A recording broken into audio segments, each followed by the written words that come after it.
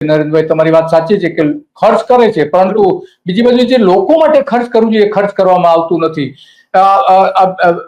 તમને કહું કે ગુજરાતમાંથી છે ને 50 ખેલાડીઓને નોકરી હમણાં છેલ્લા થોડા વર્ષોમાં આપવામાં આવી.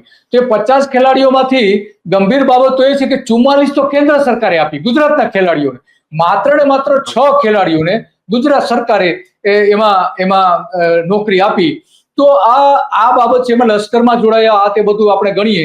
અને બીજી બાજુ ગુજરાતમાં આ જે ખેલ મહાકુંભ થાય છે, તો એ બધા સાથે ગણીએ સ્પોર્ટ્સમેનની જે આપણે બધી ગણતરી કરીએ તો લગભગ 10 થી 12 લાખ રમત ગમતના ખેલાડીઓ મેદાનમાં આજે રમી રહ્યા છે આજે, અને એમાંથી તમે નોકરી 50 ને મળે છે, એમાં ગુજરાત સરકાર તો માત્ર 6 ને આપી રહી છે. તો પ્રોત્સાહન આપવાની વાત કરે છે તો રૂપિયા આપીને સરકાર છૂટી જાય છે, એનો મતલબ એવો થયો એને ખરેખર તો નોકરી આપીને એને જે તે ડિપાર્ટમેન્ટમાં લાવીને એને આજીવન આ સ્પોર્ટ્સ માટે સંકળાયેલા રહે એ પ્રકારનું હોવું જોઈએ. ખાનગી ઉદ્યોગપતિઓને પણ આ દત્તક લેવાની યોજના બનાવી હતી નરેન્દ્ર મોદી સરકાર, તો અત્યારે એની પર અત્યારે કોઈ અમલવારી થતી નથી.